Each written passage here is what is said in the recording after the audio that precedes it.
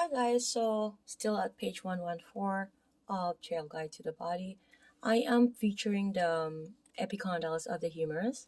Okay, so the therapist here is trying to, sorry about that, my apologies, trying to palpate the medial epicondyle.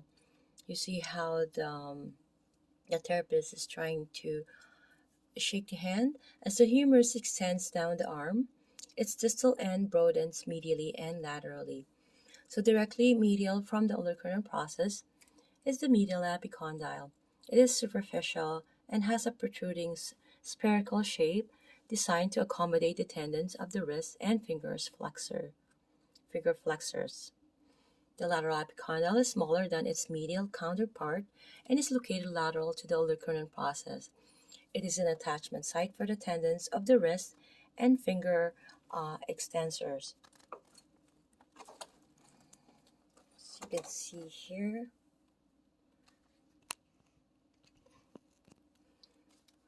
with your partner seated,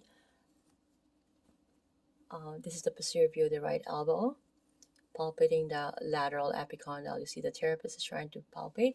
So with your partner seated, shake hands and locate the ulnar process. Okay, so slide your finger medially off the ulnar. You will encounter a small ditch before rising up onto the large superficial medial epicondyle. Explore its bulbous shape. So return to the ulnar, slide lateral to the lateral epicondyle. Note that it's smaller than the medial epicondyle. Okay? So for you to check, set a finger on each epicondyle and slowly flex and extend the elbow. The surrounding muscle tissue might move, but the epicondyles should remain stationary. Or do they? You have to ask those questions, right? If you're on the right landmarking, you have to know this if you wanted to be a good therapist. So the ulnar nerve, which creates a funny bone sensation when struck, courses between the medial epicondyle and the ulnar process. Supracondylar ridges of the humerus. Okay, so exploring the supracondylar ridges. So these two ridges extend proximally from the respective epicondyles of the humerus. Both serves as attachment sites for the forearm muscles. The lateral supracondylar ridge is located superficially, while the medial ridge sinks into the arm and is situated close to the ulnar nerve. So with your partner seated, as you can see here, the client is exploring the supracondylar ridges. Okay, so with your partner seated, shake hands and locate the medial epicondyle. Move proximally from the medial epicondyle. The bony ridge which extends from the epicondyle is the medial supracondylar ridge. Roll your fingers back and forth across the ridge to sense its distinct edge. Explore the lateral supracondylar ridge. Okay, you ask your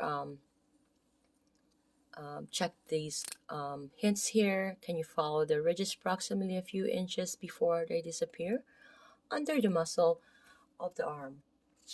Okay, I'm gonna go ahead and we're going to try to find the shaft of the ulnar.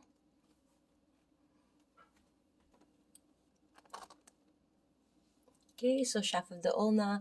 This is the image here, the lateral view of the right forearm. The therapist is palpating the shaft of the ulna. You see how shaking it's underneath. Okay, so the long straight shaft of the ulna extend from the ulnar process to the head of the ulna.